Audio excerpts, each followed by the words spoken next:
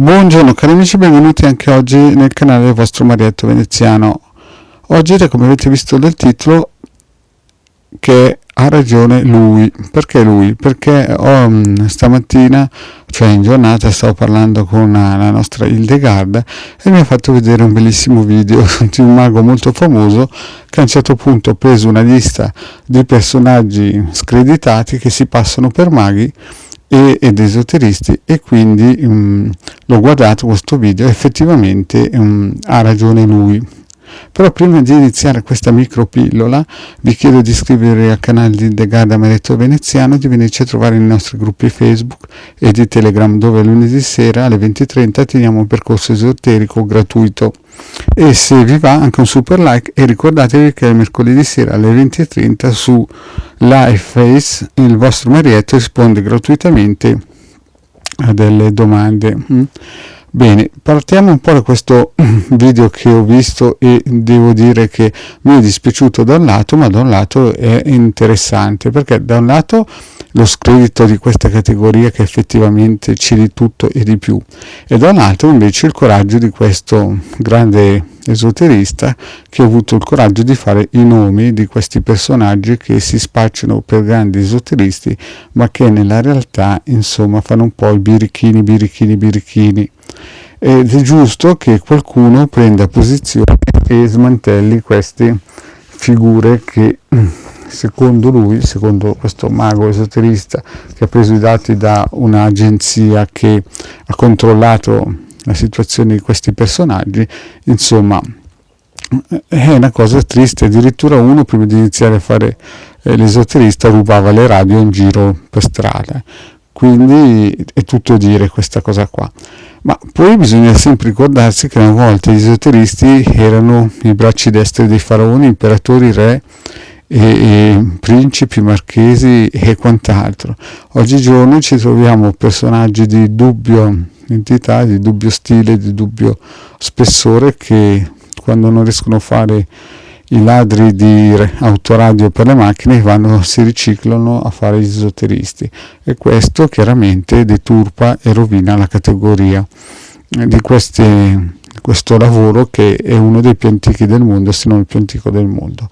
Quindi, cari amici, il vostro Marietto ha fatto questo video per rafforzare appunto il concetto che per chi entra in questo mondo, è un mondo dove bisogna lavorare duro, saper fare le cose, e non c'è nessun tipo di sconto. Nessuno può entrare in questo mondo pensando di fare solamente il birichino e vendere fumo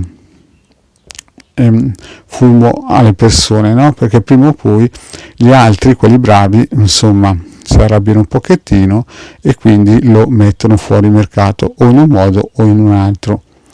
Dico questo perché per quelli che cercano di entrare o di scimmiottare i grandi esoteristi che abbiamo in Italia, e ve lo ripeto, abbiamo 4-5 pezzi da 90 che ci invidia tutto il mondo, da Fusco ai Rendell, che sono tra i più famosi del mondo, quotati, sono veramente geniali nelle loro divulgazioni, al Pierini, che è una delle più grandi biblioteche a livello mondiale, ben 14.000 volumi, ricercatissimi in tutto il mondo. Insomma, questi personaggi ce li invidia tutto il mondo, anche Hildegard è bravissima, maestro Alex è anche super bravo. Insomma, noi abbiamo delle punte di diamanti in Italia, però purtroppo ci sono anche molte ombre.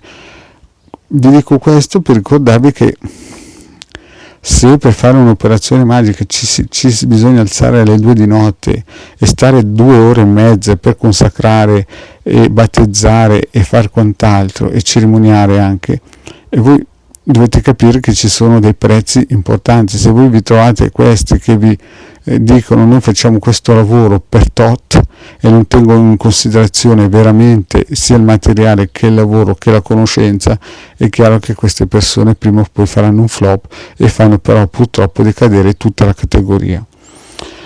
Quindi, cari amici, faccio questo piccolo video per ricordarvi che appunto la qualità si paga, non c'è niente di gratis, e come vi ha detto il vostro Marietto, almeno 9 lunazioni, 9 mesi. Se qualcuno, chiaramente, a parte certe operazioni magiche tipo la Dagida che magari si possono ripetere 6-7 volte a mese, e magari si comprime, se non è 9 mesi si fanno praticamente in 2 mesi magari 4, 5, 6 notti, no? Ma quindi sempre 9 volte come minimo. Se la gente non parte da questo presupposto che il lavoro buono si paga, poi si va nelle mani di questi birichini che poi dopo vengono praticamente messi all'agonia. Quindi, cari amici, attenti a questi suonatori di pifferi che vi promettono miracoli per poche centinaia di euro, ma non riescono a stare, un mago bravo non riesce a stare neanche dentro con questi prezzi nel materiale, figuriamoci nel tempo e nelle conoscenze.